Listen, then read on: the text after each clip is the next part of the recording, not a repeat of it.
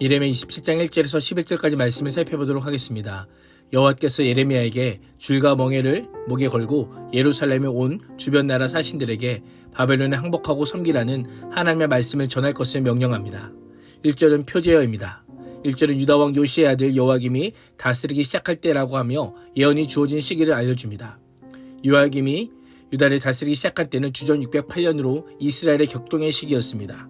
정치적으로는 주전 609년에 여호야김이 부친 요시야 왕이 무깃도에서 전쟁으로 사망하고 요시의 넷째 아들 요아스가 즉위합니다. 유다를 침공한 바로 느고에 의해 요아스는 3개월 천하로 그치고 애굽으로 끌려갑니다. 애굽왕 바로 느고는 요시의 둘째 아들이자 요아스의 형인 요아김을 왕으로 세웁니다. 종기적으로는 격동의 시기 항복판에 예루살렘에서 예레미야의 선포만 들렸던 것이 아닙니다. 다른 예언자들도 다른 메시지를 가지고 활동하고 있었습니다. 정치적으로 종교적으로 매우 혼란스러운 시기에 여호와께서 말씀으로 예레미야에게 임하십니다. 2절에서 4절은 상징 행동입니다.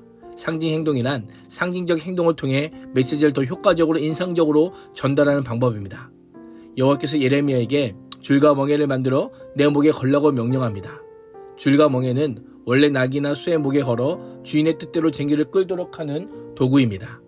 짐승이 씌우는 것을 예레미야 선지자의 목에 걸라는 것은 포로 또는 종이 될 것이라고 하는 의미입니다. 멍에를 맨 짐승들이 오직 주인의 뜻대로만 움직여야 하듯이 바벨론의 느부갓네살 왕이 유다를 자신의 통제 아래 가둘 것이고 유다는 사실상 속국으로 살아야 함을 의미합니다. 예레미야가 멍에를 만들어 목에 걸고 성읍을 돌아다닌다고 생각해 보십시오. 멍에를 맨 예레미야의 모습은 사람들의 시선을 끌었을 겁니다. 사람들 왜 그런 어처구니 없는 행동을 하고 있습니까? 라고 물었을 겁니다. 하나님께서는 지금 유다왕 시드기야를 만나려고 예루살렘에 와 있는 사절들에게도 이 멍에를 나누어 주어 에돔 왕과 모압 왕과 암몬 자선의 왕과 두로 왕과 시돈 왕에게 보내라고 명령합니다. 이들이 유다왕 시드기야를 만나러 예루살렘에 온 이유가 무엇일까요? 부상하는 바벨론을 두고 모종의 정치적 협의를 하기 위함입니다.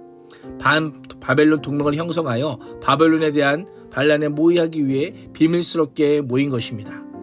바벨론의 영향권에서 벗어나기 위해 모의하는 사신들에게 하나님께서는 그 멍에를 나누어 주라 왕에게 전하라고 명령합니다. 생각해 보십시오. 예레미야가 이방 사신들과 왕국의 왕들에게 명령을 내릴 만한 위치에 있습니까? 그렇지 않습니다.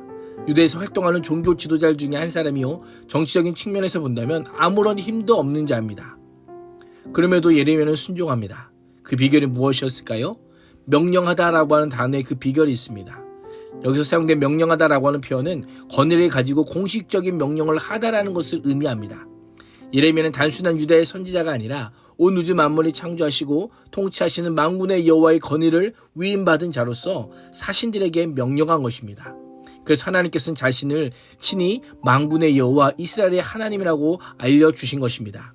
5절에서 11절은 이방 왕들에 대한 신탁입니다. 5절은 나는 내 큰 능력과 나의 쳐든 팔로 땅과 지상에 있는 사람들과 짐승들을 만들고 내가 보기에 옳은 사람에게 그것을 주었노라라고 말씀합니다. 여기서 강조점은 나는이라고 하는 표현에 있습니다.